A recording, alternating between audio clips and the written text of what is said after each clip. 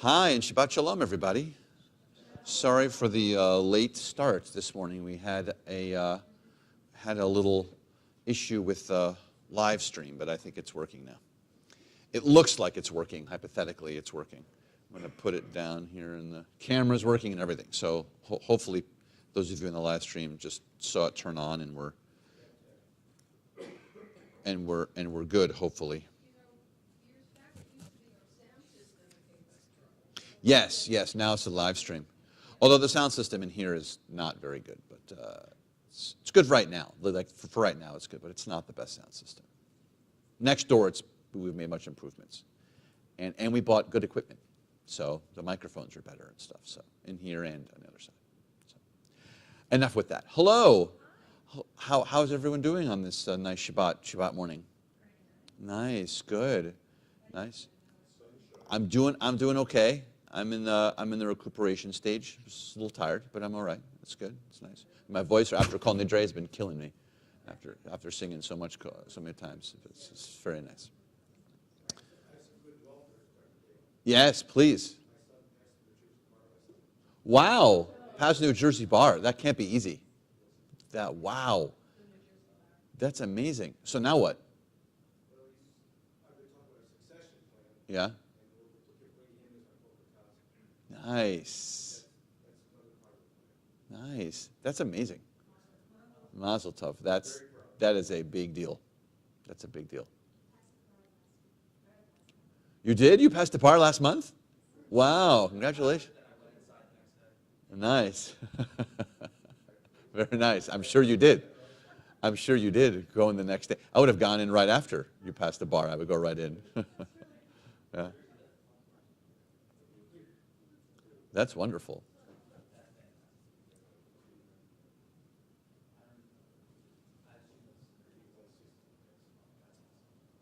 That's great.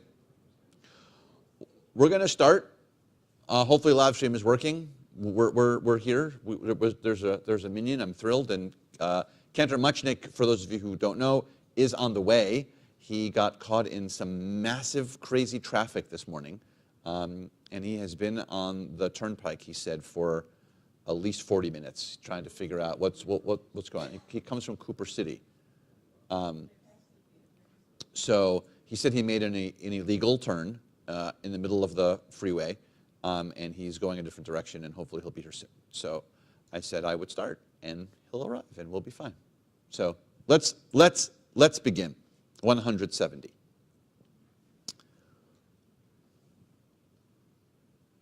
מודה אני לפניך, מלך חי וקיים, שהחזרת בי נשמתי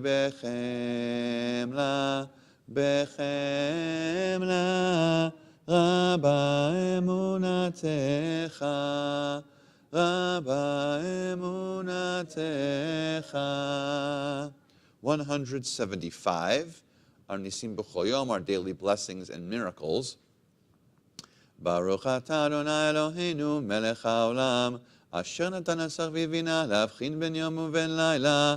אמן. Baruch atah Adonai Eloheinu melech haolam, פוקח עברים. אמן. Baruch atah Adonai Eloheinu melech haolam, מתיר אסורים. אמן. ברוך אתה אדוני אלוהינו מלך העולם זוקף כפופים. אמן. ברוך אתה אדוני אלוהינו מלך העולם רוקה הארץ על המים. אמן. ברוך אתה אדוני אלוהינו מלך העולם תיר צדק עבר. אמן. ברוך אתה אדוני אלוהינו מלך העולם מלביש ערומים. ברוך אתה אדוני אלוהינו מלך העולם הנותן לעייף כוח. אמן. ברוך אתה אדוני אלוהינו מלך העולם המעביר שינה מעיניי ותנומה מעפעפיי. אמן. ברוך אתה אדוני אלוהינו מלך העולם שעשני בצלם אלוהים. אמן. ברוך אתה אדוני אלוהינו מלך העולם שעשני בן חורין. אמן. ברוך אתה אדוני אלוהינו מלך העולם שעשני ישראל. אמן. ברוך אתה אדוני אלוהינו מלך העולם עוזר ישראל בגבורה. Amen. Baruch atah Adonai Eloheinu, melech haolam, zer Yisrael betzifara. Amen. 183. Baruch she'amar ve'haolam, Baruch hu, Baruch oseh v'reshit, Baruch gozer umkayem, Baruch merachem al haaretz, Baruch merachem al habriot, Baruch meshalem sachar tov lireyav, Baruch chai la'ad v'kayam lanetzach, Baruch podeh matzil, Baruch shemo.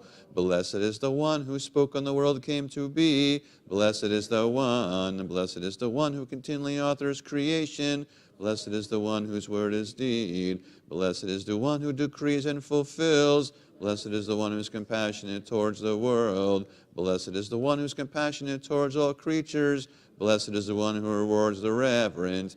Blessed is the one who exists for all time, ever enduring. Blessed is the one who redeems and saves. Blessed is God's name. With songs of praise we extol you and proclaim your sovereignty, for you are the source of life in the universe. One God, a life of the universe, praised and glorious ruler, your name is eternal.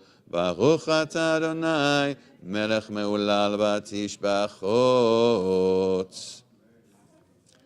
Yes. You don't agree. Great. Is compassionate towards the world and compassionate towards all creatures, and we know that doesn't happen. Why not? There's a lot of torture and grief and animal suffering. Do you think that's God, though? That's not God doing that. Right? Isn't that nature and humanity who's doing that? Is God torturing us, or is a human torturing a human? Why is it that we even say that then if it's not God's doing? Because we wake up in the morning and the first thing we do is we should praise God, right? And praise how great God is, because I mean, people have obviously very difficult bumps in the road throughout their lives, obviously. All of us in varying ascending and descending variations. However, I'd say overall probably pretty good, right? And usually we don't think of the good. We only think of the bad. We don't stop and think. We don't often say, God, wow, God, that was a great day. Thank you, right? Usually we say, God, this was a horrible day. Why did I have to go through it? We don't usually say like, well, Tuesday was good. Do you say every day? You say every's good? Okay, all right. That's great. It's almost like the blessings that we're supposed to do around our meals, right? Do we thank God for our meal every time we eat, prior and following and after? Huh? I'm just saying, right? This is the question, right? I mean, this is what we're supposed to be doing. So we don't always think of we only think of God when we need to think of God, right? God's usually on our mind when the car won't start, but is God on our mind all the time? So I think waking up in the morning and the first thing we should be doing, right, is, this is, at least I'm here, I'm sitting here, it's all right, like we're doing okay. So I don't know the answer, obviously, Susie, but that's my presumption, right? So it's a great question.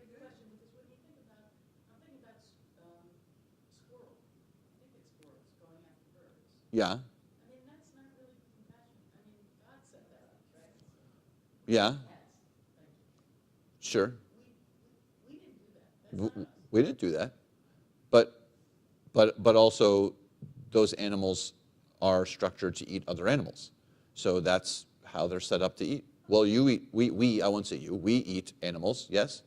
So the job of those animals is to be eaten by us, right? That's their job. We don't like that, and that's why there are a lot of people who are very much against us eating animals, right? But that's also not our setup. You're right. You're totally right. Yeah. Yes. Look at this nice whirlwind you got us into here, Susie. I like it. Yeah. I dig it. It's good. This is very good. Yeah. Well, you eat fish. They're an animal. They had to die and go in your tummy. Right? I mean, I'm just saying, I do the same thing, right? So we eat fish unless you're a vegan, right? Unless you're a vegan, and then you don't eat. Or vegetarians, right? Yeah. All the vegetarians take from an animal, but don't eat the animal, right? So vegetarians might have dairy, so you are utilizing the animal, but a vegan won't be using the animal at all. So hypothetically, right? I mean, not really. I mean, because look, I mean, these what's these what we just did was called Birchot HaShachar, right? So what's Shachar? You know what Shachar is? No, that's Sha'ar. Dawn. It's morning. These are the morning prayers. So it's okay for us to have this conversation because this is the stuff you're supposed to say every single morning. Like every morning I'm supposed to say, I'm thankful for the fact that God's ever enduring and that God does all these things and that God extols us and that God does these things. That's the first thing. Your eyes aren't even supposed to be open yet. You're supposed to be a little tired. You're set up to be tired. You're Modeh Ani and the Nisim B'chol Yom, particularly the Nisim B'chol Yom. You're supposed to do kind of dreary. You're supposed to just still be like, oh, but you're supposed to get up and do it because at least you can do it. You're doing it. You're sitting up, you're doing it. So. In the daily prayer book, which is what I use in the morning, Yeah. There's a paragraph before Modeh Ani Mm-hmm. that says, as my day's journey begins, Mm-hmm. I offer you thanks. Mm-hmm. And I can't remember it, but Yeah. that's what I do every morning. Yeah. Yeah. Yeah. Oh, finally. You know what? Finally you decided to show up here. Oh, gosh. I can't imagine. There was an accident probably. Hi, Cantor. Good morning. Good morning. Well, Susie stalled. But it worked very well. We had a very nice conversation. So, hi. How are you, Cantor? I'm sure you're frustrated. I'm sure. I never even got a chance to see it. We just stopped. Parking lot. There's a parking lot. So. Well, we're happy you're here, and we're happy that you're safe, and we're happy that you drove mostly safely. Very slowly. Very slowly. Good. I'm sure you drove very slowly. Yes, I'm sure. Where are we? We are just transitioning into Shochanad, so we're not that far into. We had a sidebar. We had a problem with the live stream. So all those things. So it wasn't entirely my It fault. wasn't entirely your fault. So all of that, now everything seems to be working, and we're continuing with Shochanad on 192.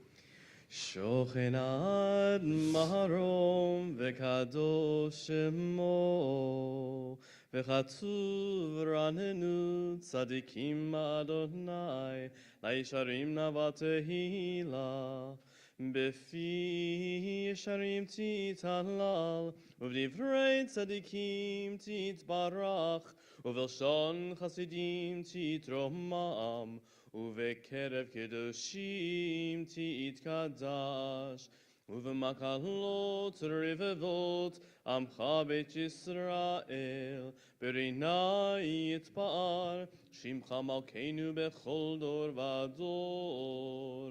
ישתבח שמך לעד מלכנו, האל המלך הגדול והקדוש בשמיים ובארץ, Baruch atah Adonai, El melech gadol batishbachot, El hahodaot, Adon haniflaot, Abocher b'shirei zimra, Melech elchei haolamim.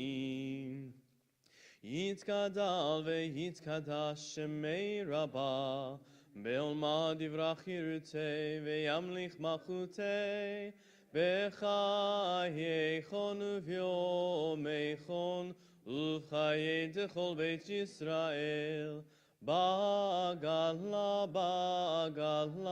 ובזמן קריב ואמרו אמן. יהי שמי רבה מבורך לעולם לא מהמיה יתברך וישתבח ויתפאר ויתרומם ויתנשא ויתהדר ויתעלה ויתהלל שמי דקודשה בריחו לעילה מן כל ברכתה ושירתה תושבחתה ונחמתה תמירן בעולמה ואמרו Amen. We stand for the Baruch Hu 195. Lai la lai lai lai lai lai lai lai la lai lai lai lai lai lai lai la lai lai lai lai lai la lai lai lai lai la lai lai lai lai lai lai lai la lai lai lai lai lai la lai lai lai lai lai la lai lai lai Baruch Hu et Adonai Hamevorach Baruch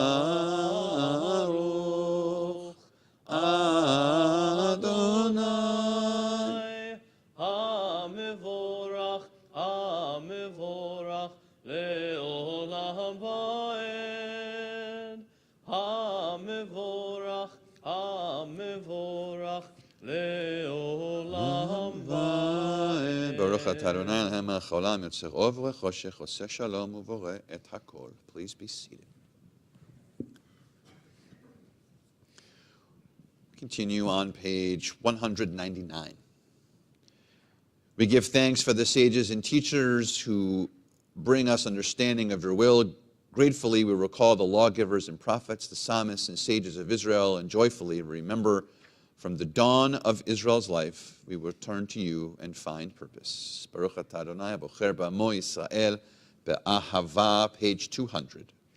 Shema Yisrael Adonai Eloheinu Adonai Echad Baruch Shem Kivod Malchuto Leolam Vaed 201.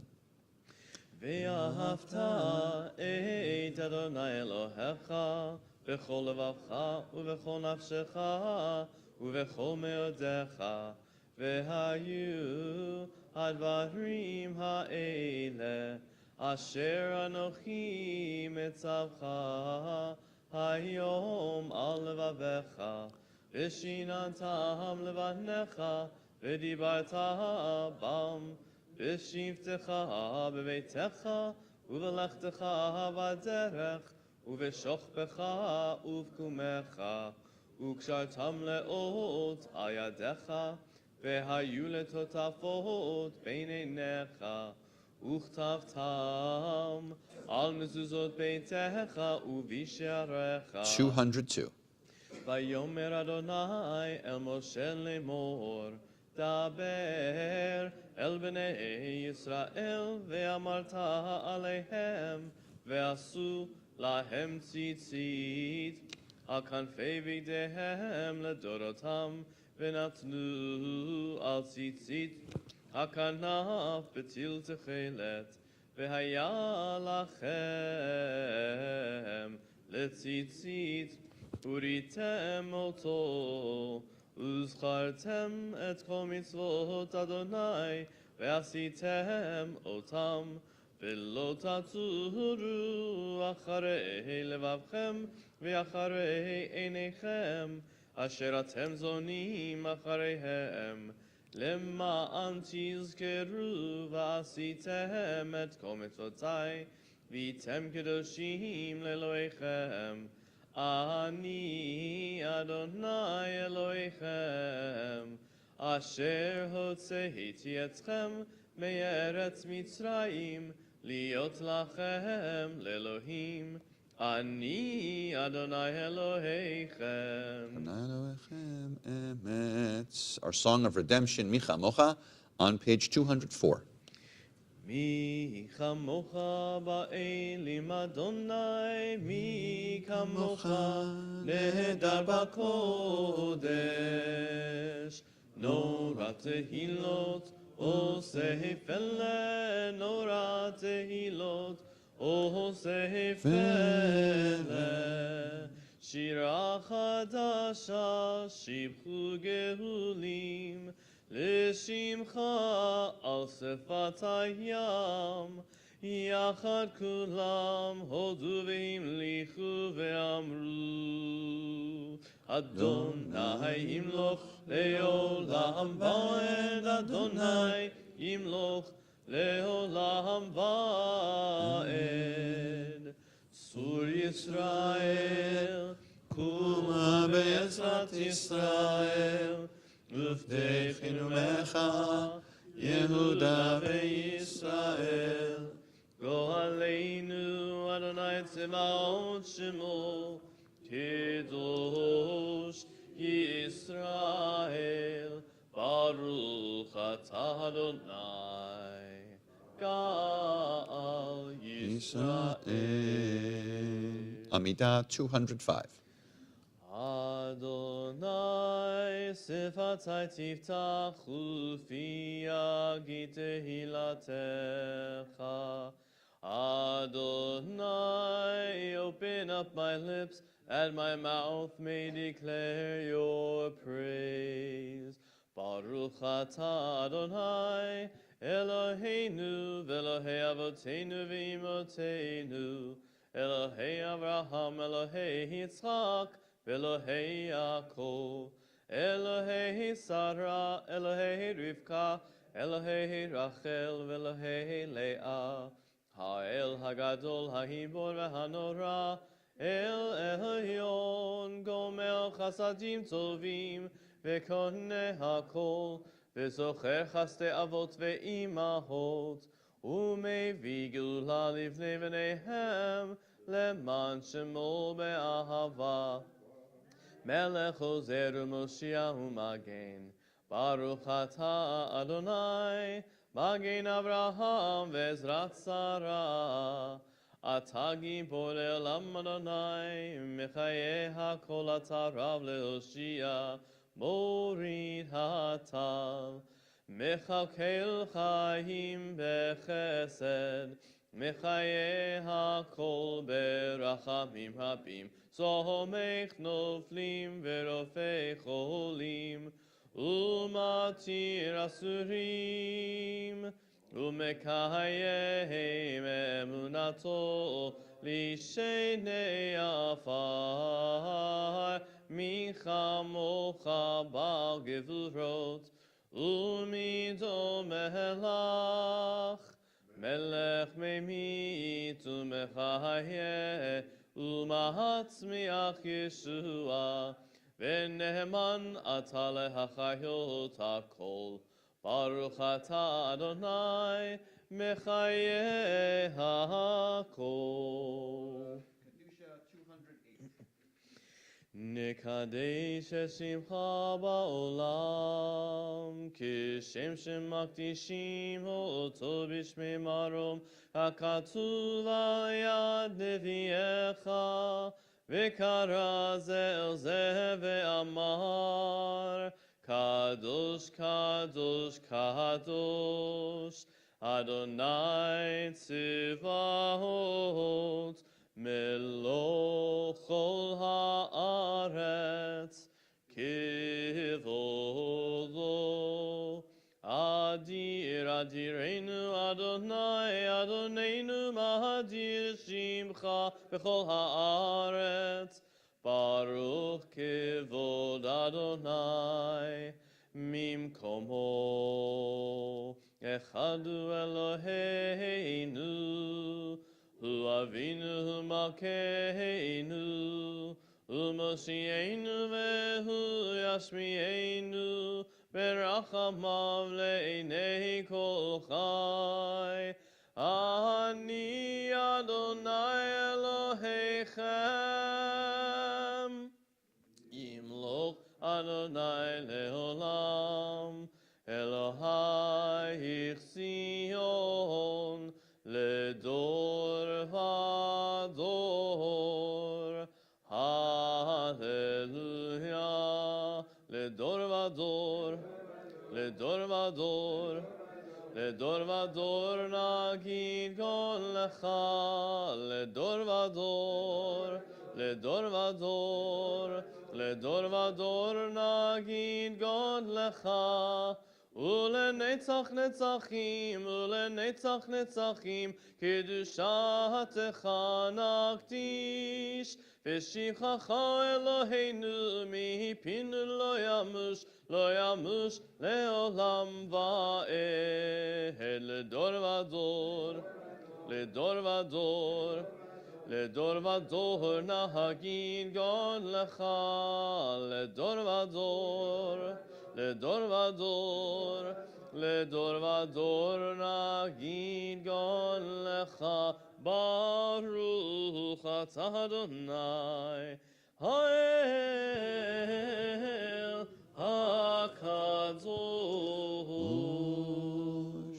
We continue silently now, here beginning on page 210 through page 219. When you're finished, please be seated.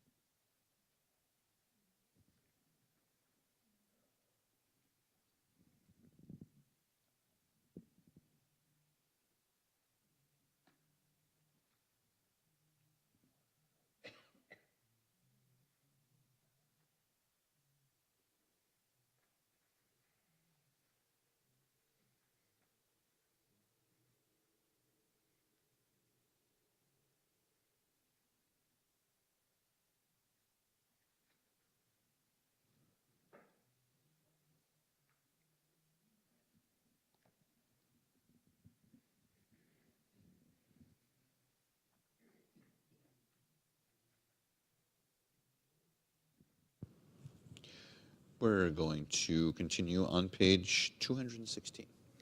Oh, yeah. Another question, all right? Before we go to 216. But you can start to go there because we're going to end up there. Yes? Remember a few weeks ago we were talking about, Yeah, for Rosh Hashanah. so when it says Gomer Chatadim Tovim, what does that mean? Is that the same Gomer? Yeah. Where are you looking?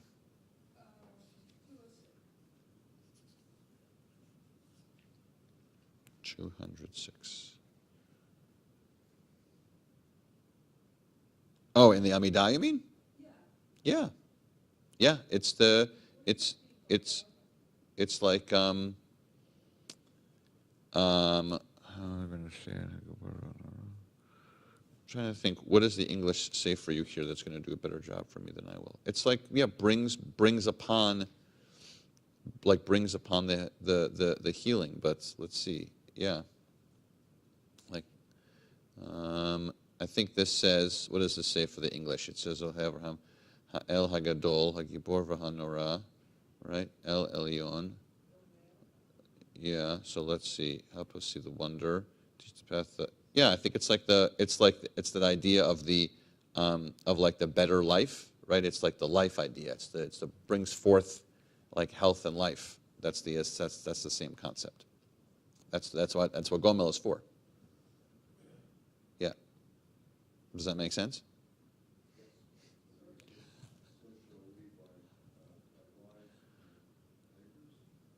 What's that?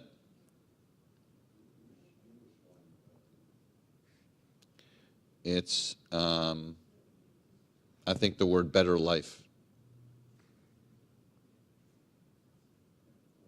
It's not a very good translation. That's interesting.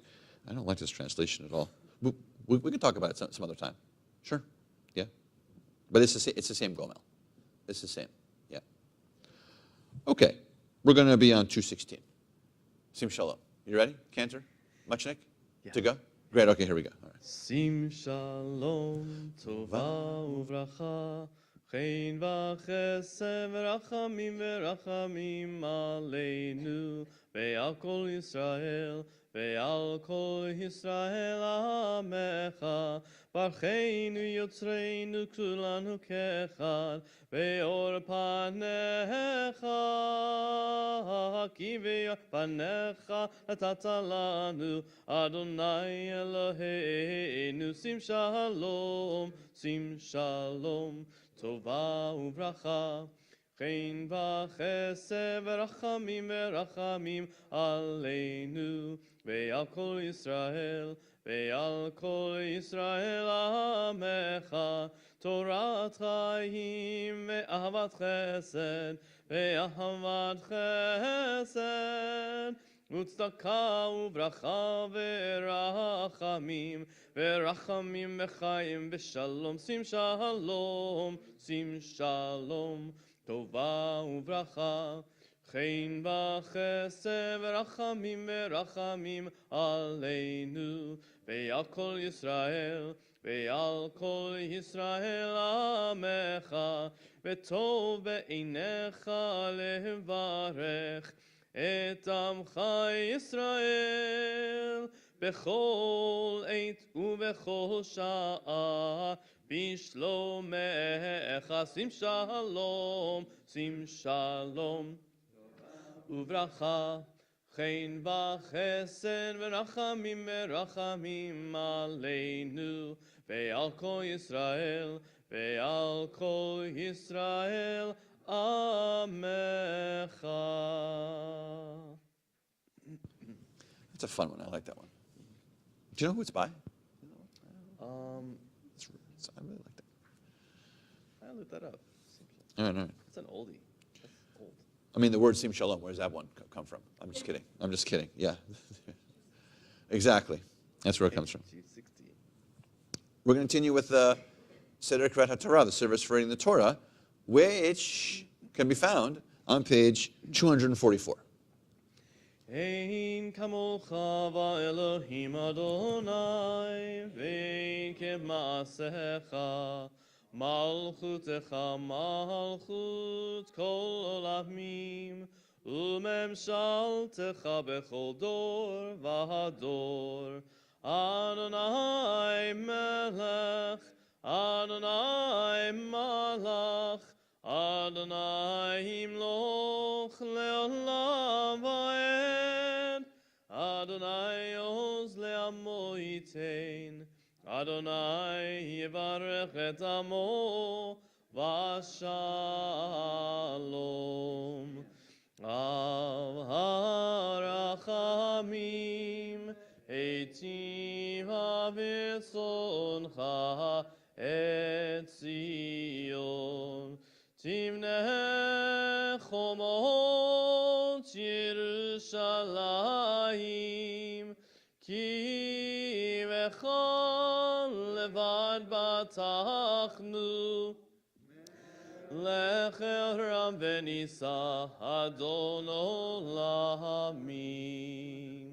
Ki mitzion tetzei Torah, Ki mitzion tetzei Torah, Udevar Adonai Mirushalayim, Baruch Shenatan, Torah, Torah, Baruch Shenatan, Torah, Torah, Le'amo Israel, B'dushato, Shema Israel, Adonai Eloheinu, Adonai Echad, Echad Eloheinu, Gadol Adonenu, Kadosh Shemo,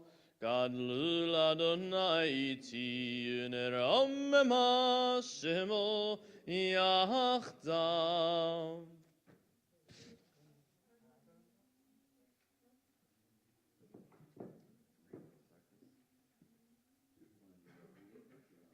Yeah.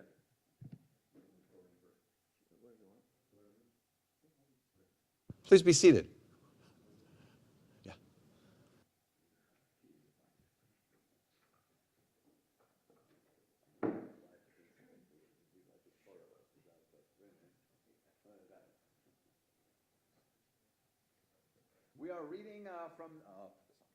We are reading from the Torah portion called Ha'azinu, if you want to switch over to your Chumash.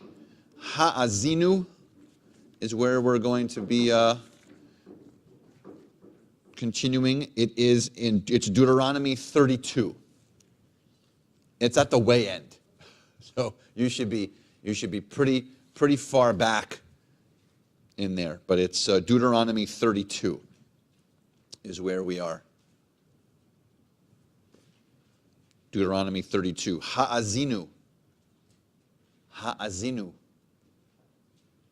Deuteronomy 32.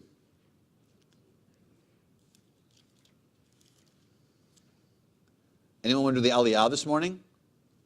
Please. Sure, Linda. What's your Hebrew name?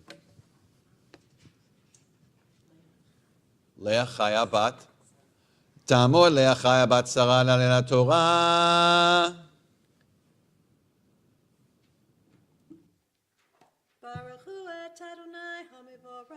Baruch Adonai Barach Le'olam Va'ed. Baruch Adonai Hamivarach Le'olam Va'ed. Baruch Ata Adonai Eloheinu Melech Haolam Asher Bakar Banu Mikol Ha'amim V'natan Lanu Et Torato. Baruch Ata Adonai Noten HaTorah.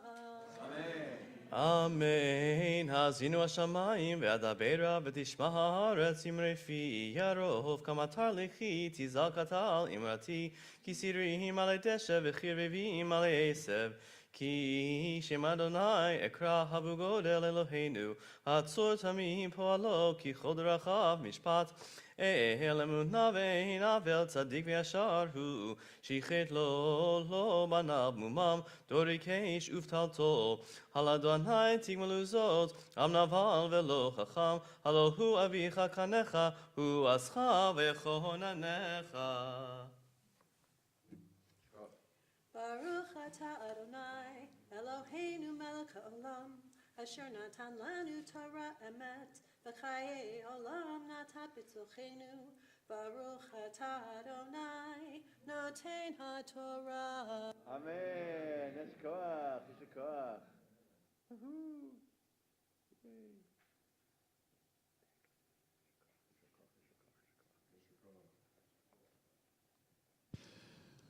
So we'll raise and dress, right? Yeah, let's just raise and dress, and then we can go right into Torah study. So we are what page are we on?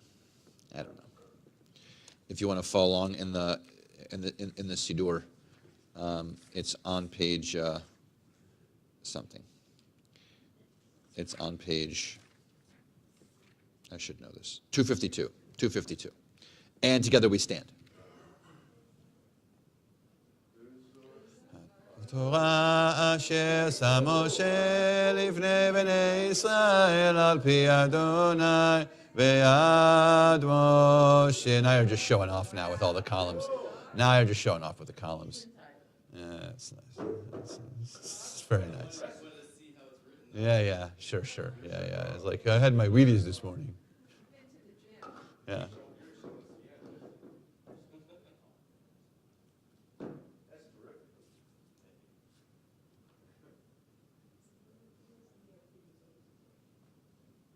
All right, please be seated.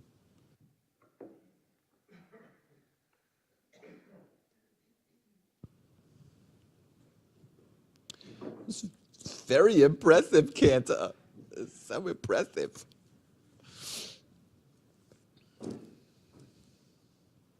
Okay, we are still on 32. That's still where we are. Let's do our blessing. Baruch atah Adonai Eloheinu melech haolam asher kishanu b'mitzvotav v'tzivanu la'asok b'divrei Torah. All right, so we are in Ha'azinu, and it is essentially the last Torah portion of the Torah. There is another Torah portion, V'zot HaTorah, but it doesn't get its own week. So it's the Torah portion that we only really use for Simchat Torah, when we end the Torah and then start it again. So it doesn't get its own week. So really, the last official Torah portion, a weekly Torah portion, is this one. This is how we end, right? It's always, the structure is always the case that we have this one, and then we always have what's next week, right? Why isn't Simchat Torah next week? Because Simchat Torah is not next week. What's a week from today is not Simchat Torah. So it's Sukkot, exactly. So Sukkot's always going to be in the way. The structure is. So next week's Torah portion is Sukkot, actually. And then the following week's Torah portion, we start the Torah again, right? So that's after Simchat Torah. So there's always going to be V'zvut HaBracha. And V'zvut HaBracha, again, is only read for the purposes of concluding the Torah on Simchat Torah. That's when we end it and we begin it again. So right. You do V'zot HaBracha, you end the Torah, and then you start in the Bereshit, and then that stays as the week's Torah portion. The Bereshit then stays that week, the whole length of that week. After that, yeah. So here we are on Ha'azinu. Ha'azinu has that great term. First of all, what's an ozen? An ear, exactly, like this ear. So it's Ha'azinu is like give ear. I always think of the friends, Romans, countrymen, lend me your ears, right? I always think of that. Every time I get here, I think of Shakespeare. I'm sure Shakespeare would appreciate that too. I'm sure Shakespeare would be thrilled that I'm linking him into Judaism. Yay. He'd be like, yes, I'm such a fan. Which he was not. Okay. So it's give ear. It's a very large feeling Torah portion. It's also, as Cantor Munchnick was showing off, showing us in the way that he raised the Torah scrolls. Yeah, it was nice. He was showing us. Yeah, it was very impressive. He's showing off too. Showing us also that the way the Torah looks, it looks different than it does. So even in your book, it should look different. Your book should look like it's not the regular width of the text usually. It looks more like a poem because it's a poem. What's that? Exactly. So you remember last week there was a sudden ending, an abrupt ending to last week's Torah portion, and essentially it says, and Moses recites this poem to the people, and that's how last week ended. To be continued, exactly.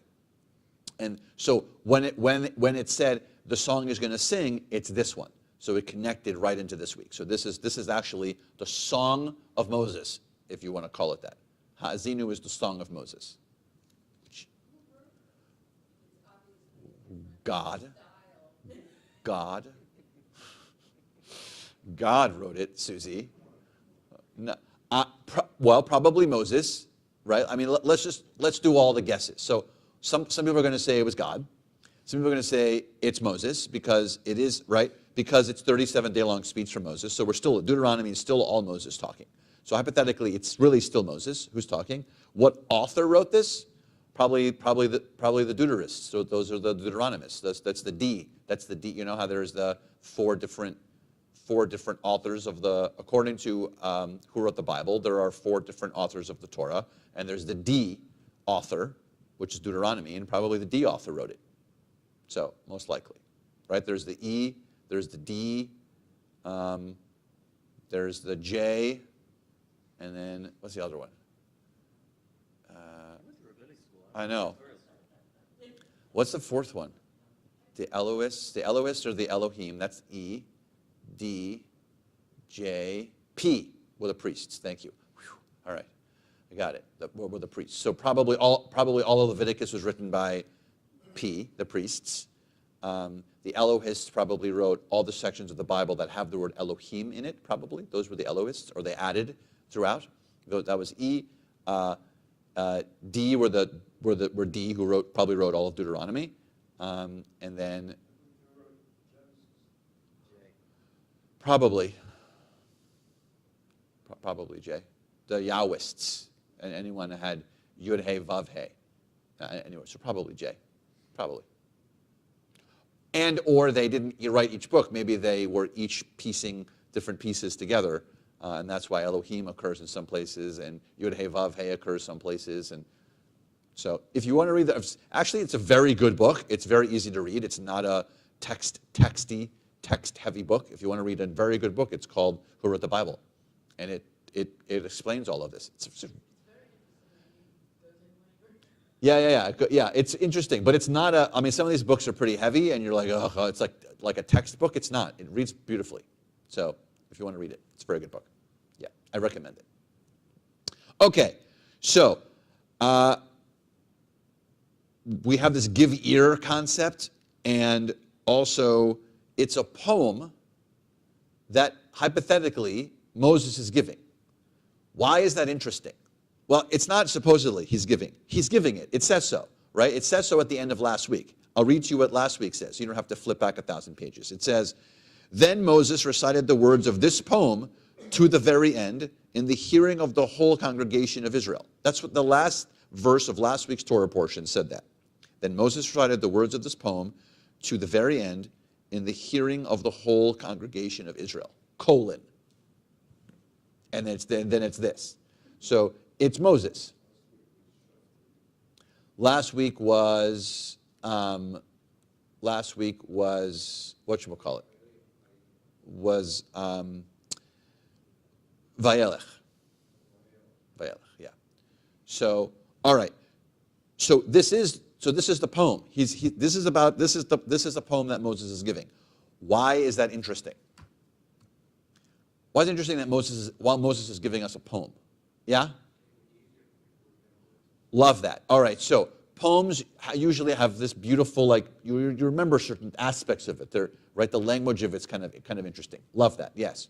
We saw something structurally when He-Man over here lifted up the Torah. What did we see? Well, he was showing off, but what do we see in how the Torah looks? It's in stanzas, right? It looks like a poem, so it's designed in a poem, right? Because usually, sometimes poems look different than other pieces of text, right? They're in different structures and different word lengths, right? So for sure, like haikus have a structure. I don't remember. I remember, but there are. Yes. Beautiful, right? So we even joked for a second because we didn't. This is a good internal clergy thing, is we didn't roll the Torah for this morning. So, but we knew how to get there very quickly because you can get to Ha'azinu in a second because it doesn't look like any other part of the Torah. So even if you don't know where you're going, if you keep turning, you're like, this has to be Ha'azinu.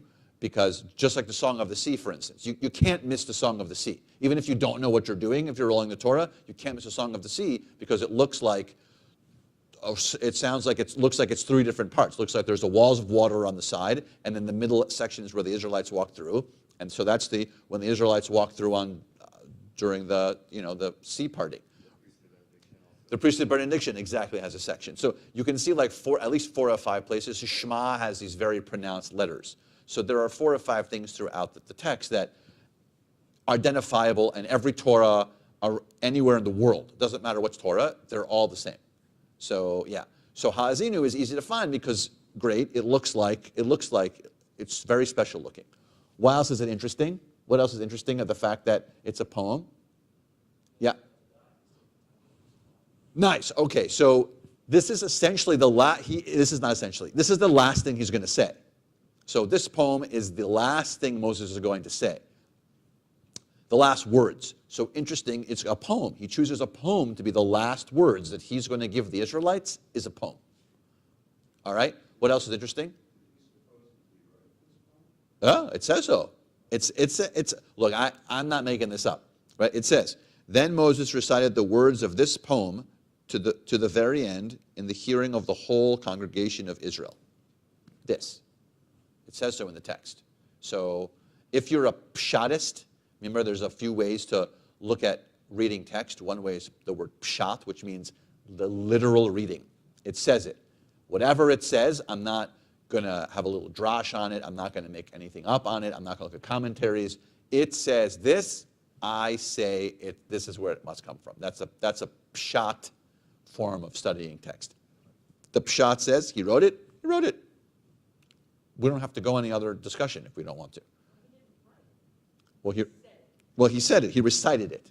It says, yes. It says, although in Hebrew it says, Vaydaber Moshe. So in Hebrew it says he said it, but in the English it says he recited it.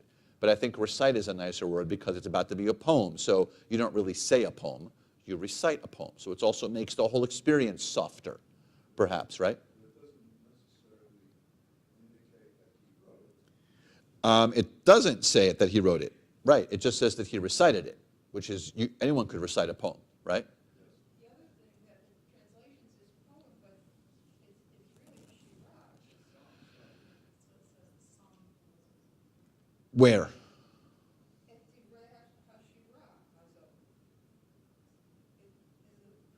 Oh yeah, it says, yeah, at the divrei hashira azot, yeah. And shira, what's shira? Or a poem. Right, because the word poem in Hebrew is shira, actually. So they're both connected. Still, yeah, Bob?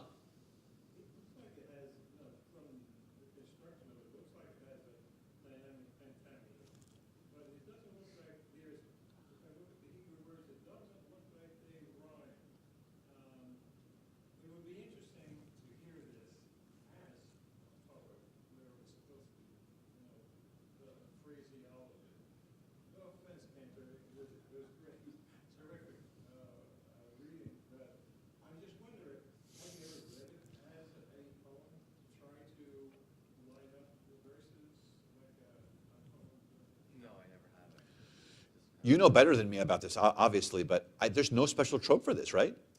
Yeah. Yeah. So there's a special trope for the Song of the Sea, which is also in a different structure. That has a special trope, but this doesn't have. Yeah, actually, the Song of the Sea, Shir, has double cancellation markings on it, so that when it's not Shabbat Shira, you chant it one aspect, so that it's regular Torah chanting. But when it is Shabbat Shira, you're supposed to chant it in its more melodic way. And so when you look at a Torah Tanakh, you'll see all these different ta'amim, the actual markings, and some of the words will have like 4 markings on it, and you just need to know which ones go with which, because you're supposed to separate it from the specialty of that Shabbat versus all the other Shabbatot.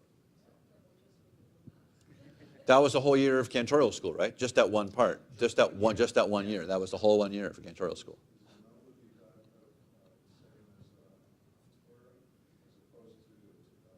No, it's completely different. It's its own. So it's a third. And it's very song-like. It sounds like.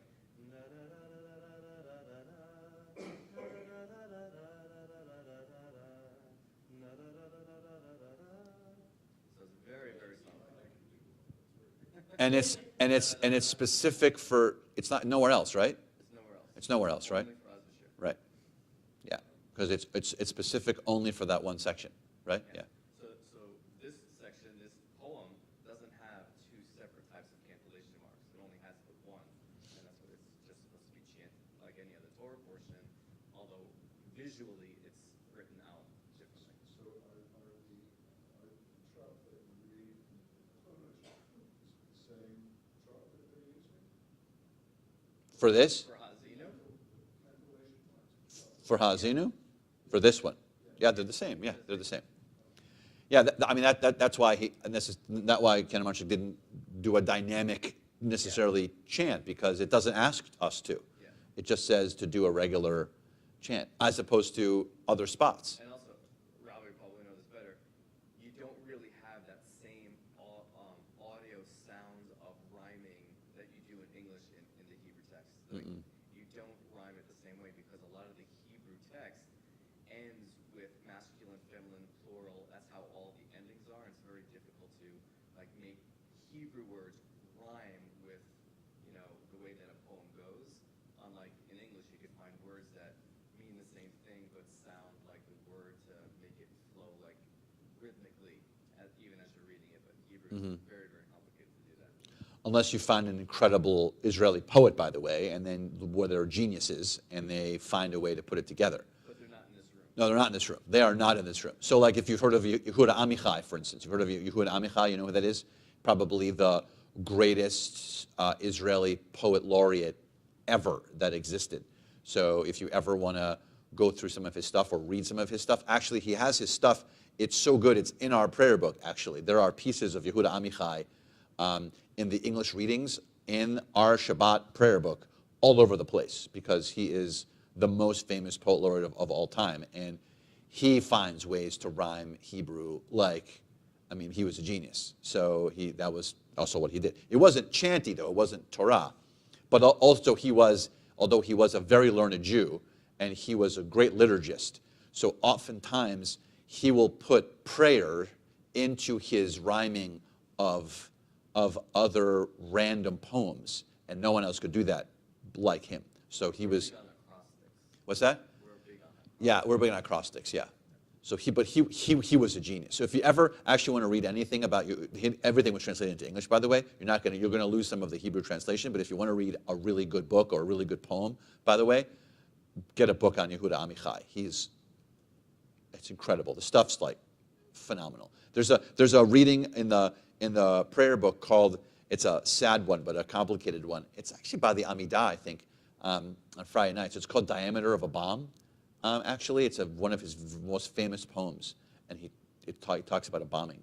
But he makes it incredible. Like he makes it eloquent. It's actually in the prayer book. There's another one that he wrote. It's in the prayer book too, about you know how it says you should turn your swords into plowshares, and then he had one that he has that you should turn your swords into musical instruments.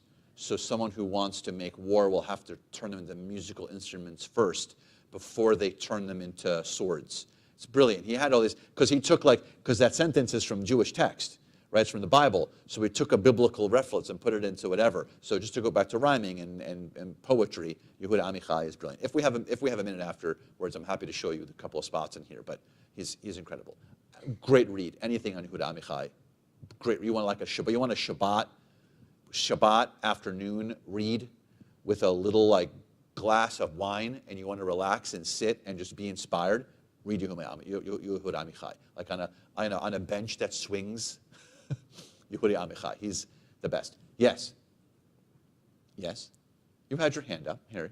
Yes.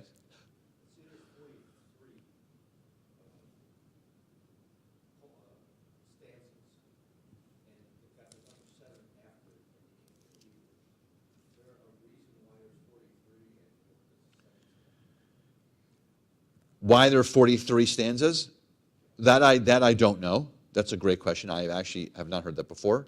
But ask me the 7 again. Yeah.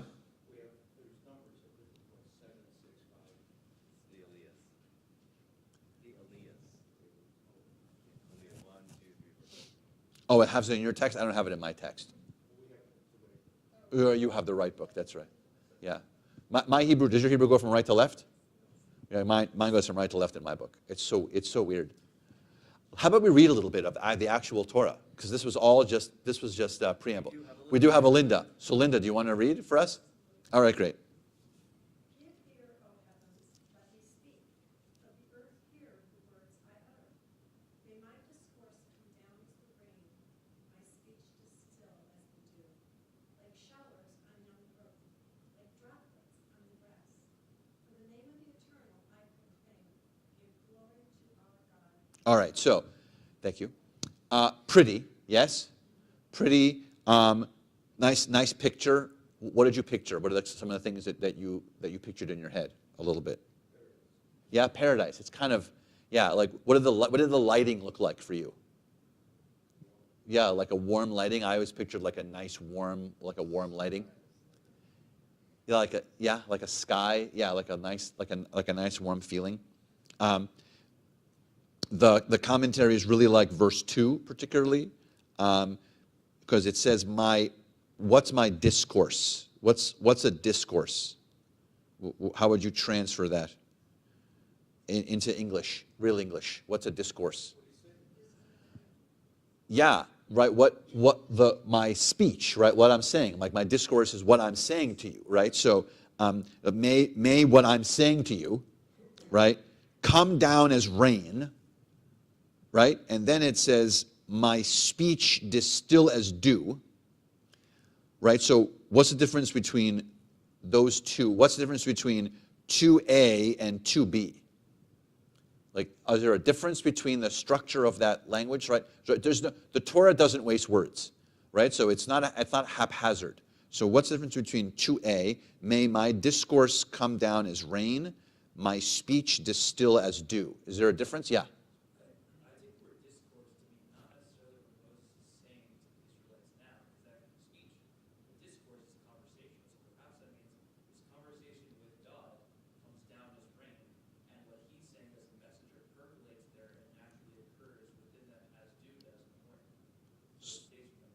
So not only was that good, it was correct.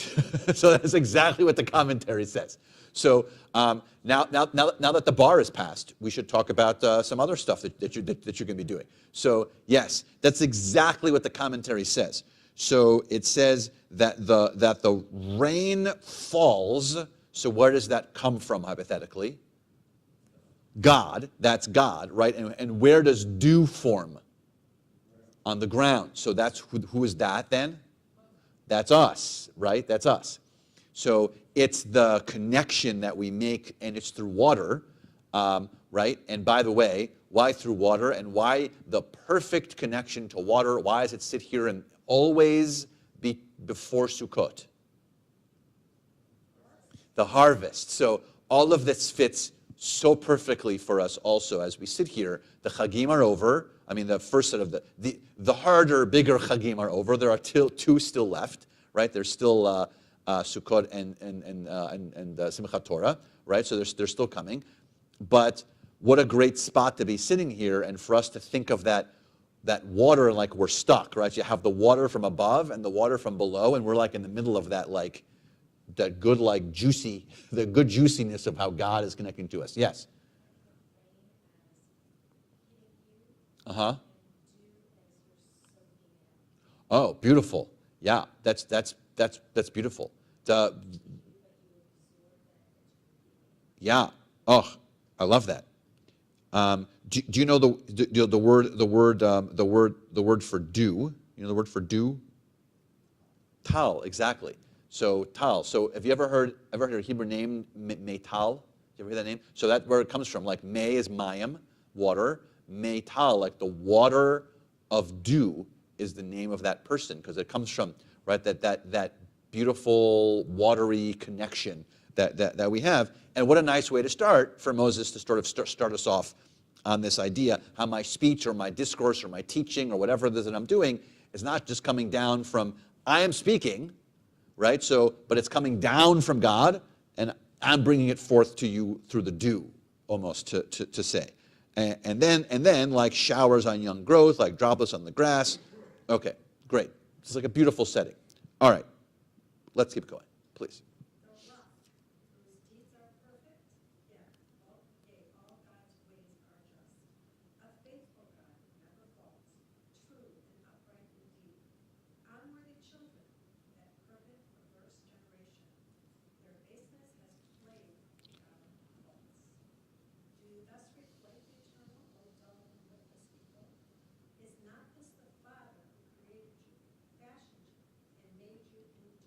Okay, so little switch quickly.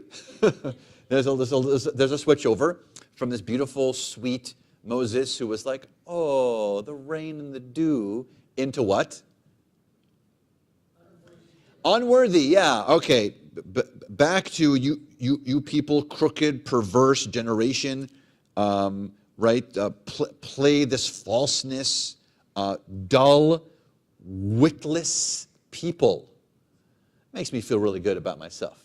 Dull and witless. So boring and dumb. All right, that is thank you. I feel great. This is a great poem. Thanks, Moses. Right, and is right, and God. Yours doesn't say father, right? It says parent. What does yours say? In 6 at the end of 6. People, right? Because it's avicha, which is your father. But since we don't do the gender stuff in this translation. Oh, it says father? Oh, good. Okay, good. Okay, so they do translate father. Okay, who created you? Okay, and fashioned you and made you endure. So right. So there's certainly a quick change suddenly on how Moses is speaking to the people. Okay, let's keep going. Yeah. It's the same concept. Ladonai tikmeluzot. You like how would you translate requite? How would you, all of you good English speakers, how would you translate the word requite? Yeah? I mean, it isn't, I think of the word as unrequited. Right. But it doesn't say that, right? No. I know. I think requite is an odd word to use. Yeah. Because, exactly. Yeah. Yours says it too, right? Requite? Yes. Oh, yeah. Okay. Yeah. There's also the text that you say at funerals. Right. Hatzor Hatzor Tamim Polo. Exactly. Exactly. As you're walking as you walk behind the casket to its final resting place, you chant those words, or you say at least recite those words. Yes. Interesting. And why do you say that? Why is that the thing that you're saying as you walk the casket? First of all, what's a tzur? Rock. A rock. And by the way, I have it here. I took notes. In this, and by the way, this Torah portion is 1 chapter long. It's only chapter 32. So in 1 chapter, the word rock, hatzur, is repeated 6 times in this 1 chapter. So the rock is mentioned 6 times. And who or what is the rock? God. Exactly. Exactly. The Welcome to the Rock. That's right. It's not a very good movie because it had Nicolas Cage in it. So those movies usually aren't that good. Yes? So when you say walking behind the casket, you say these words, do you thus requite the eternal?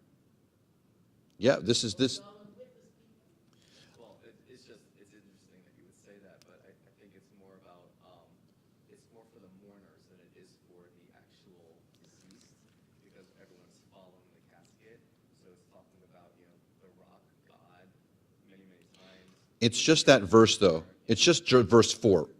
It doesn't go into verse 5. In the section that we read on the way to the casket, it's not the whole section. It's a potpourri, if you will, of different texts as you walk the casket. But it starts with this. It starts with verse 4.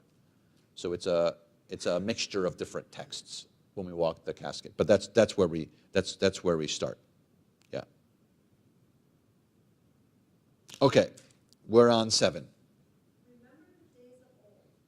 Consider the years of ages past. Ask your parents who will inform you, your elders who will tell you. When the Most High gave nations their homes and set the divisions of humanity, God fixed the boundaries of peoples in relation to Israel's numbers.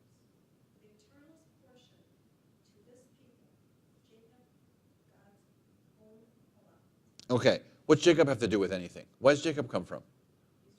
Thank you. Very good. So Jacob is Israel. It's the same, right? Jacob is Israel and Israel is Jacob. So and who or what is that?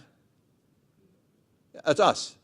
Every Jew, right? Every single Jew on the planet, we are the children of Jacob because we are the children of Israel. So it's the same. They are interchangeable. So yes, excellent. Please keep going. This is my favorite dramatic part here. In an empty, howling waste, God girded them, watched over them, guarded them as the pupil of eyes of God's eye. Like an eagle, he rouses its nestlings, gliding down to its young. So did God spread wings and take them, bear them along on pinions. The Eternal alone did guide them, no alien God alongside. Okay, so 10, 11, and 12 are very interesting. Very interesting language and structure. I know this particular section very well because you remember Eli Schleifer? Of course. So Eli Schleifer ran for, I feel like, 700 years. I think so. Felt like he was very old when he was. Yeah, but whenever we met him, I thought he was like 90, and I think he's 90 now, but I think he was 90 when we met him. He was forever the director of the cantorial school in Israel, in the Israel program for HUC, for the seminary. So if you were a rabbi or a cantor or an educator or whatever you were when you first got there, the cantor you met, that you were introduced to as the cantor, was this guy. And he was a magician. He was like Yoda. He was Yoda. He was also the size of Yoda. Yeah. He also kind of looked like Yoda. And I'd say he was the Jedi Master. Would you say he was Jedi Master? He is probably among the most brilliant people walking the earth. So, and everyone revered him. I mean, there's no one on the planet who doesn't revere Eli Schleifer. And so I had to do a Hebrew translation, and he happened to be teaching the course. And I got stuck with these three verses. 10, 11, and 12 I had to translate. And I tried to do it, and he just the whole time looked at me going like this. And his eyes were closed. He looked at me. I literally was translating. And as I was reading, I looked up at him, and I was translating, and he was doing the whole literally. And I could see him like breathing deeply as he was doing it, like I was destroying the Hebrew language. Oh, Luke, you're destroying. The force is not connecting with you. Like, he's just so mad at me. I could tell him. He was just, but he was never mad. He just breathed it out. And I was done. He just went.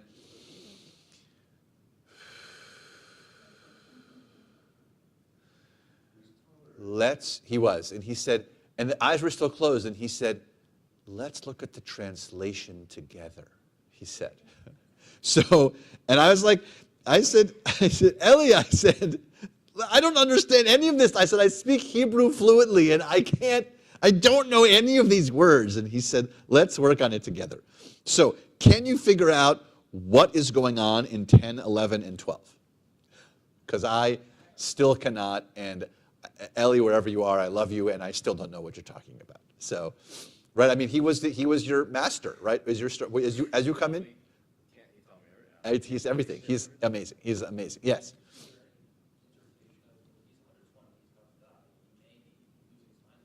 It's possible. I love that angle to it. I mean, it kind of has that feeling, right? I mean, look, he found you in a desert region in an empty, howling waste. That's fine. That makes some sense, yes, because there was Egypt, right? And we're talking about God finding the people of Israel in Egypt. So, what's that? Or maybe he found Abraham, right? So there's Abraham could be there, right? There's this whole idea of this empty desert howling, right? Plus the word howling is so good, and I couldn't find like another translation for Eli Schleifer for the cantor. And he was like, no, it's howling. He's like, there's no other word for it. And then he said he girded him. What does that mean? Watched over him, girded him as the pupil of his eye. Who was him? What's that? It says them. Inverted them. Watched over them. Yours says them? Yes. Mine says him. Yeah, he girded him, it says. He girded him, watched over him. Yours says them. Oh, yeah, my translation has him. Yeah. Yeah.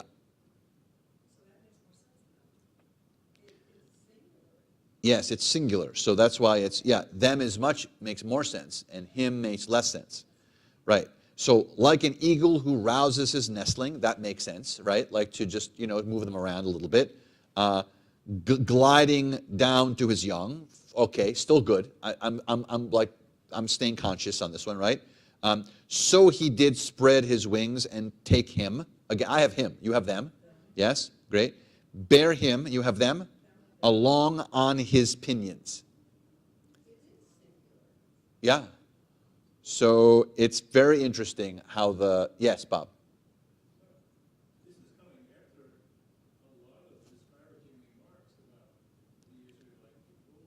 Yeah. And so, since it follows that, this says, in spite of God treating you like a parent, and finding you in the desert, and embracing you, and carrying you along and protecting you, God still did this even though you were. Oh, that's nice. So you're saying it's like a juxtaposition to say like, okay, I beat you up a few verses ago, but now I'm going to say that I'm still with you. So maybe there's going to be like a boxing match where we're going to exchange punches, right? So we're going to okay.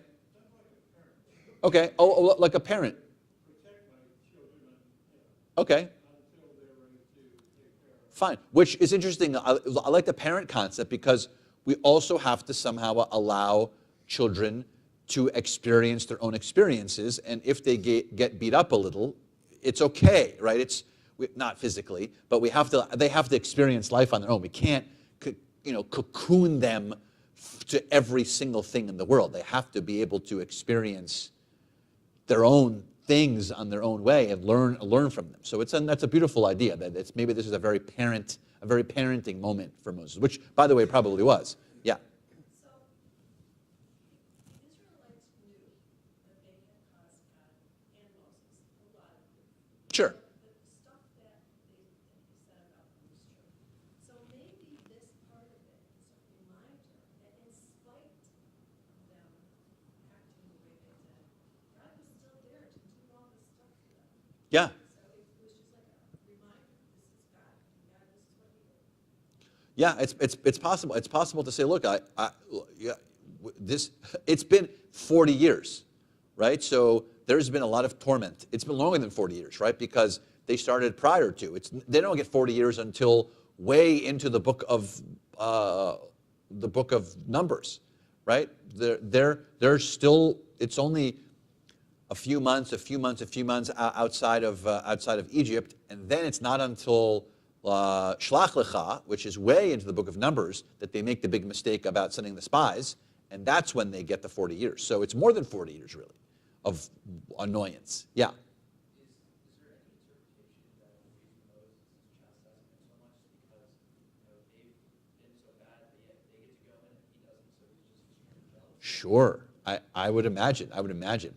I love that interpretation because I'm a Moses lover, so I love Moses. But Moses was why do I love Moses? Because he was a human being, right? He was not perfect in any way, and so if you're a human, you get frustrated about a lot of things. If you don't get your way about a lot of things, you get very frustrated. And who do you take it out on usually?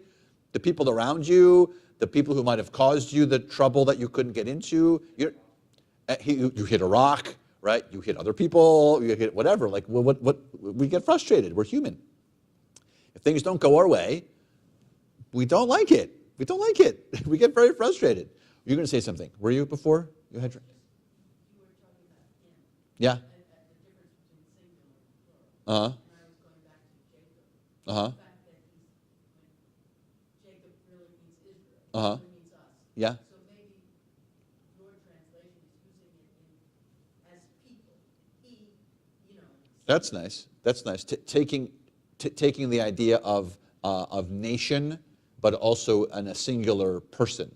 Oh, I like that. I love that. That's very nice. Yeah. Yes. It's also saying that even though the people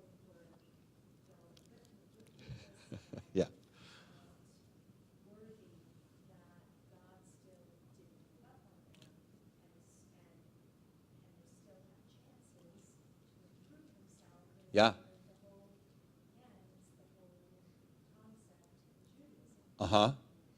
Continually mistakes, continually try to be in balance and Fabulous, exactly. So, great concept. Also, let's think about where does this Torah portion sit for us in the year? Right after Yom Kippur. This is not my idea, but this is another rabbi taught me this. What's the most important day of the whole year? The day after Yom Kippur, right? That's the most important day of the year, right? Because all the stuff that you've been saying and doing starts that day, that next day, right? So it makes perfect sense that this Torah portion would fall, by the way, here, reminding us that, yes, even though we were witless, right, and dull, God still hangs out with us, right? As many times as even and by the way, it's Moses speaking. So Moses doesn't mind also to remind you that Moses is the one who steps in a couple of times because God says, like, I'm going to kill them, right? Like God says, and it's Moses who steps in and says, nah, don't kill them. That's such a bad idea. Like then all the people of the world will see that you just killed all these people. So don't do it. So, but that's Moses stepping in. So maybe Moses is stepping in here too to be like, no, don't kill them. So it kind of, right? There's a little back off. But which also, by the way, because you said so beautifully that there's this idea that this like you have another chance to repent and another chance to turn back and another and another and another. You know how the beautiful liturgy on Yom Kippur says that the doors, the gates close, right? But in actuality, if you truly, the gates don't close until after Sukkot. And so the gates are still open, even though the liturgy says that the gates close on Yom Kippur. They're still open. In fact, you can do tashlich through Sukkot, actually. So if you've not done tashlich yet, hypothetically, because even though it's traditionally you're supposed to do it on the first day of Rosh Hashanah, you can do tashlich up until Hoshana Rabbah, which is, although the Reform movement doesn't do Hoshana Rabbah, it's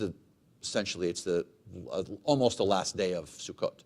So yeah, so you still have this window of time, right? So even though we're dull and witless, it's going to be my hashtag from now on, dull and witless. I'm going to do that and be like, thank you for not saying anything, by the way. Exactly. Thanks for you thought something, but you didn't say anything, and I appreciate that. It's nice. All right. For sake of time, let's go to. So, read through the poem. Your Shabbat homework is read through the rest of the poem section. Let's continue on verse 44. So we can at least end let's end the Torah portion. So your homework is to read the rest of the poem, because the poem is very beautiful and also complicated and still a little bit of little angry. But let's finish here on verse 44. And Moses came together with Hosea, son of Nun, and recited all the words of this poem in the hearing of the people. And when Moses finished reciting all these words to all Israel, he said to them, take to heart all the words with which I have warned you this day. Enjoin them upon your children, that they may observe faithfully all the terms of this teaching. For this is not a trifling thing for you. It is your very life. Through it you shall long endure on the land that you are to possess upon crossing the Jordan. Okay, so what's this? Yeah, this is it. Like, don't trifle with this. Such a good word, too. Don't trifle with this. This is the real deal, people. Like, this is it. Follow what this is. And it says the word teaching, right, in 46. What's that word in 46? In Hebrew. Yeah, it says Torah. Et ha-Torah. Like the thing that I'm telling you right now is the Torah. It's happening right now. I joke because it's funny, but if you've ever seen Spaceballs, believe it or not, there's a scene, if you've not seen Spaceballs or not in a while, there's a scene in Spaceballs where in the movie, they say the movie is in the movie, like they're recording it in the movie. It's happening, and they're like, "What's happening now is happening live. It's live." And I can't because I love movies. So every time I get here, I think of the Spaceball scene because it's like, and they turn to the screen and it's on the screen and they're like, "Oh, what's happening now is happening now." So now I feel like it's okay to bring up Spaceballs because it's Mel Brooks and he's in the family. So I feel like it's okay to bring it up here in Torah study. So yes. So yeah, don't trifle with it. This is your life that you're messing with. So okay, we're on 48. This very day the Eternal One spoke to Moses, "Ascend these heights of Ephraim to Mount Nebo, which is in the land of Moab, facing Jericho, and view the land of Canaan, which I am giving the Israelites as their holding. You shall die on the mountain that you are about to ascend. And, and shall be gathered to your kin, as your brother Aaron died on Mount Horeb, and was gathered to his kin. For you both broke faith with me among the Israelite people, at the waters of Meribah in the wilderness of Zin, by failing to uphold my sanctity among the Israelite people. You may view the land for resistance, but you shall not enter it, the land that I am giving to the Israelites." Okay. Oh, it hurts every time. It doesn't matter how many times I read it. It hurts every single time. And why? And he throws his brother in there too, like in the middle of this, right? Aaron didn't go in. The two of you didn't go in. Why?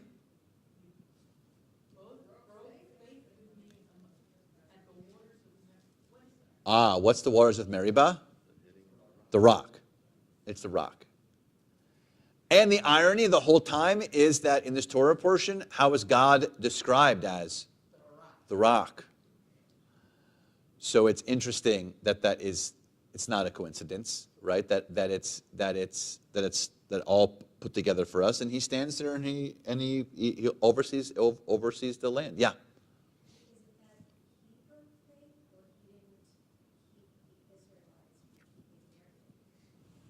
Maybe both. Well, he didn't keep faith, for sure. He for sure didn't keep faith because God said, "Speak to the rock." And he hit it twice. Not once, but twice. So,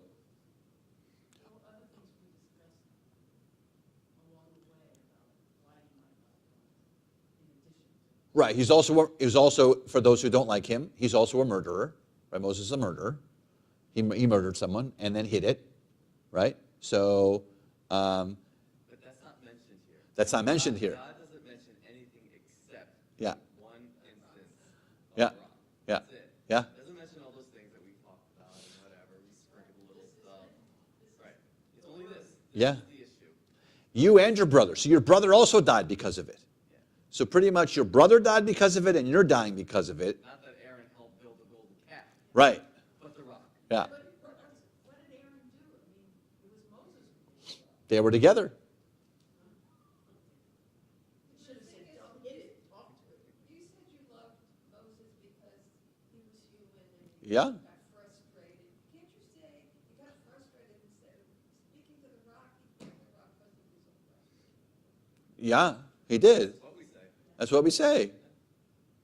And they were together. And you know what? And that Torah portion, by the way, that he hits the rock and he finds that he's not going in the land is the same Torah portion that in the same portion, Aaron dies in the portion and Miriam dies in that portion.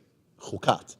That's a Torah portion that every year I'm like, ugh, hopefully the ending will be different. And obviously we all know this, but throughout the reading of the Torah, how many times did God want to destroy the people, and yet he still gives them this gift at the end, but not you, Moses. Not you, Moses. Well, why? Well, why not? It's an interesting point. Why not Moses? And why not Aaron? Why did everyone else get passes except for the two of them? The leaders.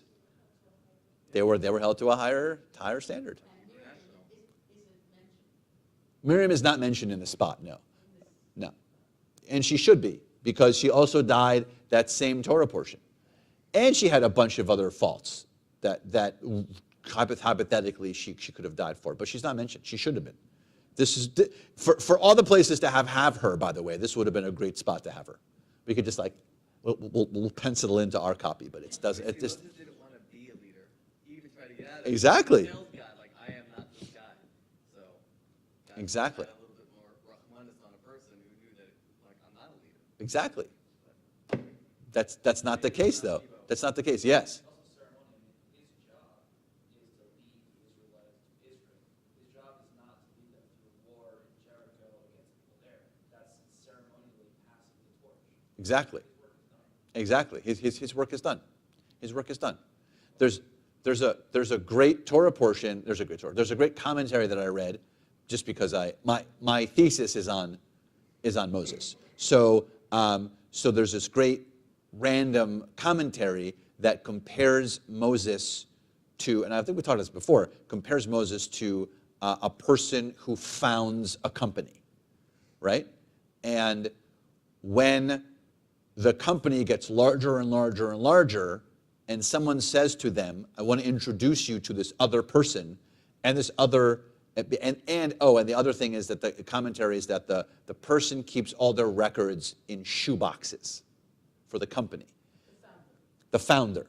And when it gets larger and larger and larger, someone in the company says, I want to introduce you to another guy who's not only going to maybe have some good ideas for you in the growing of the company, but also I want to introduce you to something called a computer that's going to help you with your development.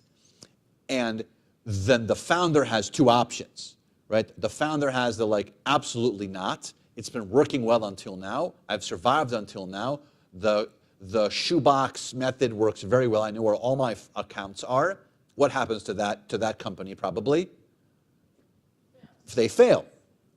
As opposed to the company that says, you know what, no, when the founder says, you know what, I don't know how to do this anymore. So I don't know how to use a computer. So because I love my company so much, I'm going to give the company to someone who knows how to use the computer, and at least I'll know my company will succeed forever and ever and ever and ever and ever. So it's this moment for Moses to be like, should I be the shoebox guy, or should I be the guy with the computer and give it to Joshua, who, by the way, does not do the best job ever eventually, but does the good enough job to get them into the next step, right? Because we obviously, it works out because the Jews are sitting here. So it works out for us. Here we are. It sounds like Moses had a choice to be the shoebox of the computer. Well, he does. He does. So the commentary says that the moment at the rock is his moment, because in Exodus he hits the rock. In Numbers, he's told to talk to the rock, but he hits the rock because he doesn't know anything else but to hit the rock. He doesn't know to talk to the rock. He doesn't know from it. He doesn't know how to grow from that because he did it once. He knows how to do it. He was told to hit the rock in Exodus, and he does it, and water comes out.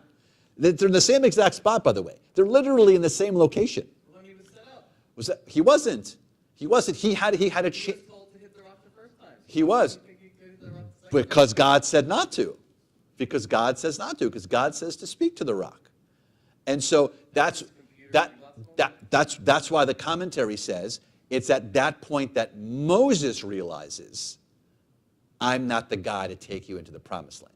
And that's why, if you watch him, even though he's frustrated, he's the one who introduces the people to Joshua. He's the one who says they're going to be the one he's going to go in the land. And he realizes, I'm not the guy. Okay, but when a founder Yeah. decides to pass the torch, Yeah. the founder isn't taken out back and beaten and buried and not left to be able to watch. He's not. his company continue to grow. He's not. Moses doesn't get to go into the land. He doesn't have to lead them into the land. He's not. And at least be allowed to go into the land. He's not beaten and buried, but never again did there rise in Israel a prophet like Moses. So he gets to forever and ever and ever be Moses, forever. He's Moses forever and ever and ever.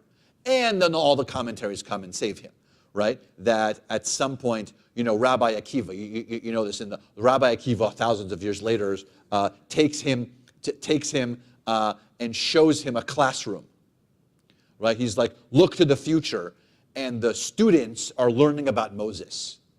So like an angel takes Moses into the future and shows him that the world will be forever studying him, and that he sees, okay. So, but this is all commentary stuff. Like, this isn't all written here. So here's the last thing. Remember, I asked you, why is it interesting that this is a poem, and it's Moses, right? Remember, we started with that question. So this is how we're going to end, right? Is it? Remember, we said that, right? But how hard is it to recite a poem beautifully? Is it easy? Is it hard? Is it? It's difficult. It's difficult. Why is it so interesting that Moses recites a poem? At 120, but Moses especially reciting a poem beautifully because he stutters. So the first thing we know about Moses is that he has a speech impediment of some kind, and yet the last thing the man does is he gives a poem. So it also shows the growth of Moses, to show that he was able to figure that out. That was the comment that you made earlier about a reluctancy, because he was like, I don't want to do this. I can't even speak. You want me to go and talk to the Pharaoh? Look at me. I can't even get the words out, right? And yet he's the one who's giving the speech at the end, and it's a poem on top of everything else. So, interesting twist. Yes? The fact that it is a poem is a way of emphasizing what you have to say. And so that seems to be the theme of this chapter. That at the end, what he says, he wants them to remember this. Yeah. Just like he was bold something or talented. Yeah. He puts the speech into a verse so that we pay more attention to it. Yeah. And the ending in 45 and 47 is like a corollary to the droplets on the grass, Uh-huh. things that we remembered, Yeah. and the dew, the things that we made. Uh-huh. After all is said, these things should be remembered. Nice. Nice. So the fact that it's a poem seems really appropriate. Yeah. You know what disappointed me was how he referred to the people. Yeah. You know, that 5 and 6, he didn't think much of the people. He really felt. Well, he's also upset. He's also upset, and truthfully, were the people dull and witless? Really? I think they probably were. Don't you think?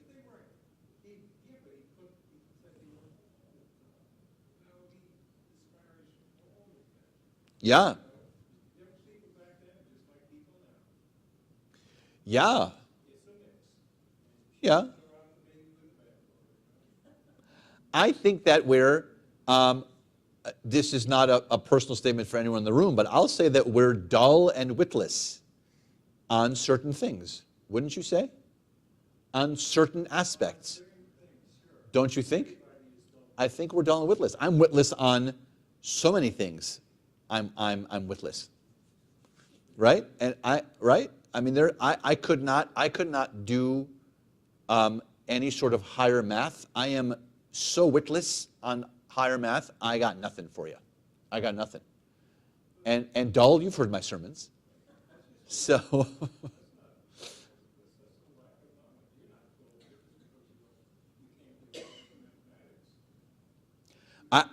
I would also argue, by the way, that the prophets are similar. The prophets are angry at us constantly. They call us much worse than that. Much worse than dull. I mean, and they also said that Moses is a prophet. I'm talking about from the book of prophets. Dull and witless is kind in comparison to what Isaiah, Jeremiah, and Ezekiel is going to say about us. Ezekiel is going to say we're we're a big mess. So. You don't want to overlook crooked and perverse. Or exactly, we're crooked and perverse too, aren't we? And it's a nice thing. And it's a nice.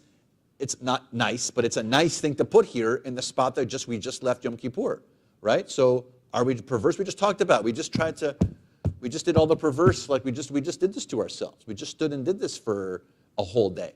So I think if it frustrates you, I think it's supposed to. I think it's what the text is supposed to. Yeah. Yeah. Yeah. Yeah.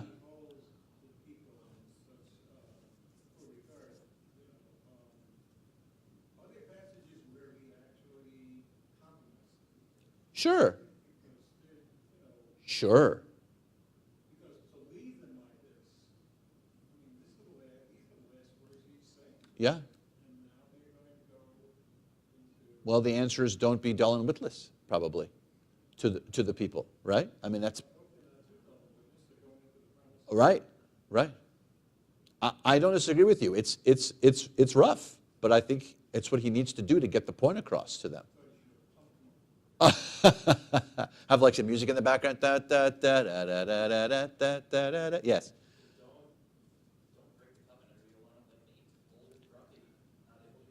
Yeah, I guess so. You can say that too. Look, I have a perfect example. I didn't follow the rules, right? He didn't follow the rules, and he didn't follow the rules, and because of that, he's on the outside looking in. So yeah. I think sometimes poetry is easier to remember.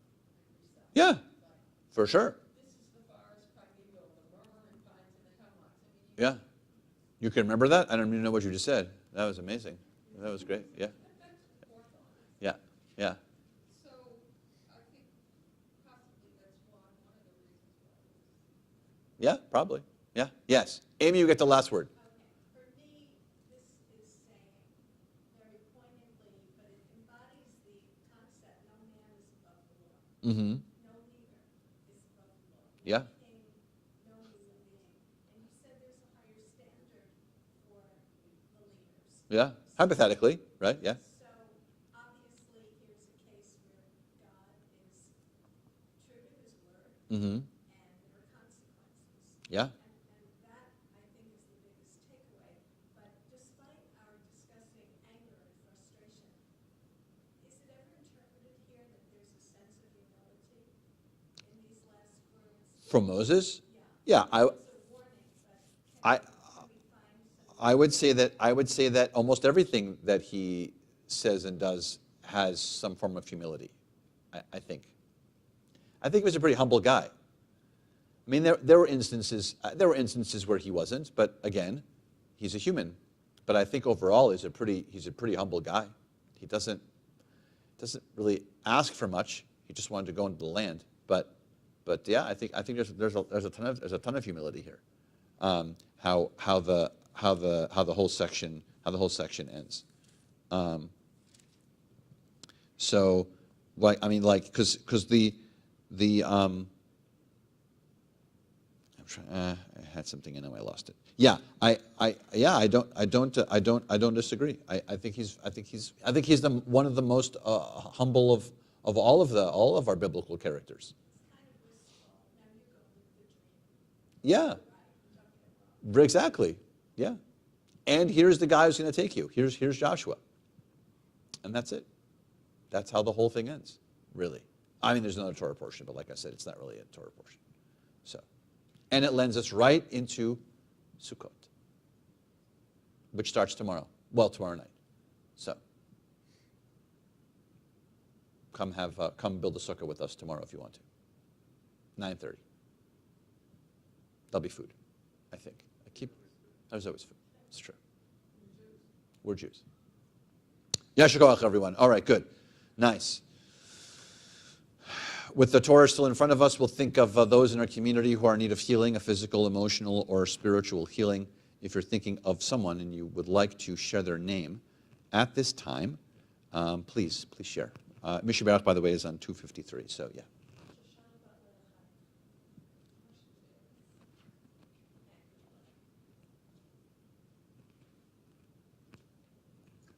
Ethel Katner, Stu Truman, George Family, Lawrence May, Gail Gibson, Sandy Tankus, Ken Tankus, all those affected by the war in Ukraine, Hurricane Ian, violence and hate crimes, and it was recently in Thailand.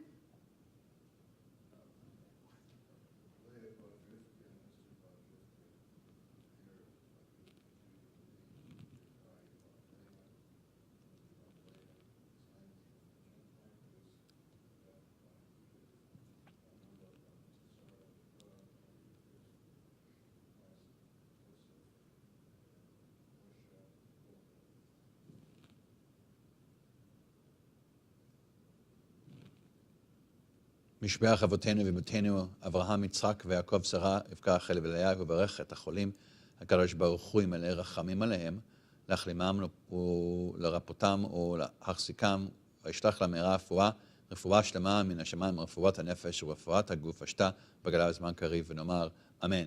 May the one who blessed our ancestors, Abraham, Isaac, and Jacob, Sarah, Becca, Rachel, and Leah, bless and heal those who are ill. May the Blessed Holy One be filled with compassion for their strength to be restored and their health to be revived. May God swiftly send them a complete renewal of body and spirit, as together we say, Amen. We are going to return the Torah to the Ark on page 256, and together we stand.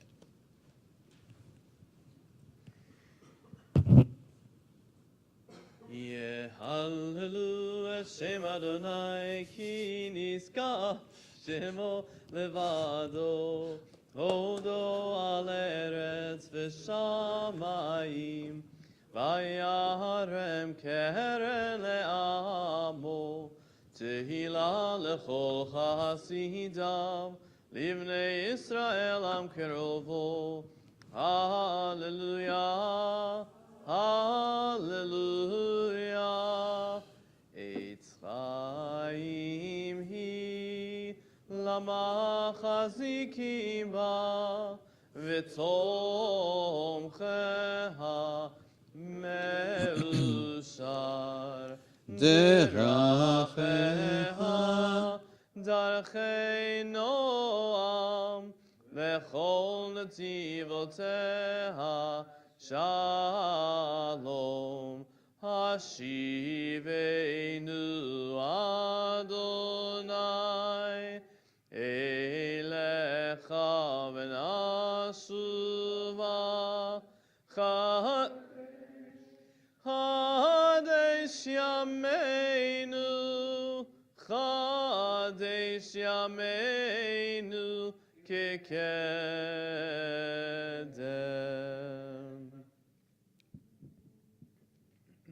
We remain standing and continue with Aleinu, 282. Aleinu l'saveach ladon hakol, latetz gedula liyotze breshit, shelo asanu kegoyei ha'aratzot, velo samanu kemishpachot ha'adama, shelo sam chalkenu kahem, v'gor aleinu kechol hamonam, v'anachnu koreim, u'mishtachavim u'modim, לפני מלך מלכי המלכים, הקדוש ברוך הוא, ונאמר, והיה אדוני למלך על כל הארץ, ביום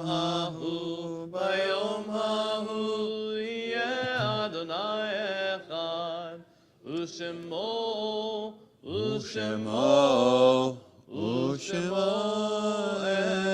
echad. We transition our thoughts now to Kaddish Yotom, to Mourner's Kaddish, in the period of Shiva, Joan Dubov, in the period of Shloshim, the immediate 30-day mourning period, Joanne Crown and Brian Kogan. And our yortzeits that occur for us this week: Grace Alter, Evelyn Osofsky, Rose Berger, Samuel Berger, David Chazen, Joseph Kahn, Bert Cook, Paul Crown, Grace Elias, Joseph Elias, Sam Herman, Sidney Laufer, Esther Levin, Jenny Lieberman, Michael Z. Lipsche, Grace M. McIntyre, Esther Reich, Michael Richter, Leon Tashoff, Alfred Tools. So those names, we had any name that you would like to add at this time.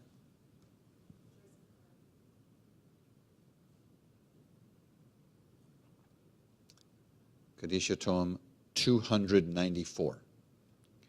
Yitgadal v'ikadash me rabba ve'alma divrach cheruteh ve'amlich malchuteh v'chaye chon v'yomei chon v'chaye dechol beit Yisrael b'agala v'zman kariv v'imru amen.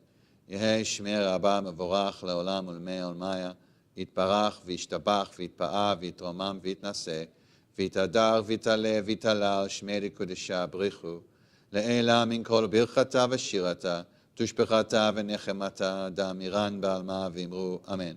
Yehi Shlomo Rabba min Shemaya, v'chaim aleinu v'al kol Yisrael v'imru, amen.